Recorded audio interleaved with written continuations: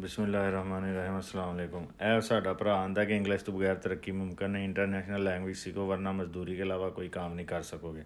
ਅੱਗੋਂ ਮੈਂ ਜਵਾਬ ਦਿੱਤਾ ਅਸੀਂ ਪਹਿਲਾਂ ਹੀ ਇੰਗਲਿਸ਼ ਦੀ ਵਜ੍ਹਾ ਤੋਂ ਮਜ਼ਦੂਰੀ ਤੋਂ ਇਲਾਵਾ ਕੋਈ ਕੰਮ ਨਹੀਂ ਕਰ ਰਹੇ। ਅੱਖਾਂ ਨਹੀਂ ਹੈ ਤੁਹਾਡੀਆਂ, ਤੁਸੀਂ ਵੇਖ ਨਹੀਂ ਰਹੇ, ਅਸੀਂ ਪੂਰੀ ਦੁਨੀਆ 'ਚ ਸਿਰਫ ਮਜ਼ਦੂਰੀ ਕਰ ਰਹੇ ਹਾਂ। ਮੈਨੂੰ ਪਾਕਿਸਤਾਨ ਦੇ ਕੋਈ 100 ਵੱਡੇ ਸਾਇੰਸਦਾਨਾਂ ਦਾ ਨਾਂ ਦੱਸ ਦਿਓ, ਜੁਗਰਾਫੀਆ ਦਾ ਨਾਂ ਦੱਸ ਦਿਓ, ਤਾਰੀਖਦਾਨਾਂ ਦਾ ਨਾਂ ਦੱਸ ਦਿਓ, ਉਲਮਾ ਦਾ ਨਾਂ ਦੱਸ ਦਿਓ। ਤੁਹਾਡੇ ਹਰ ਸ਼ੋਬੇ 'ਚ ਜਾਹਲ ਮਸਲਤ ਨੇ, ਜਾਹਲਾਂ ਦੇ ਨਾਲ ਮਜ਼ਦੂਰ ਆ। ਅਸੀਂ ਤਾਂ ਪਹਿਲਾਂ ਹੀ ਮਜ਼ਦੂਰੀ ਕਰ ਰਹੇ ਹਾਂ, ਤੁਹਾਡੀਆਂ ਅੱਖਾਂ ਹੋ ਰਹੇ ਕੋਈ ਨਹੀਂ। ਉਹ ਭਾਈ ਅਸੀਂ ਮਜ਼ਦੂਰ ਹਾਂ, ਮਜ਼ਦੂਰ ਹਾਂ, ਮਜ਼ਦੂਰ ਹਾਂ।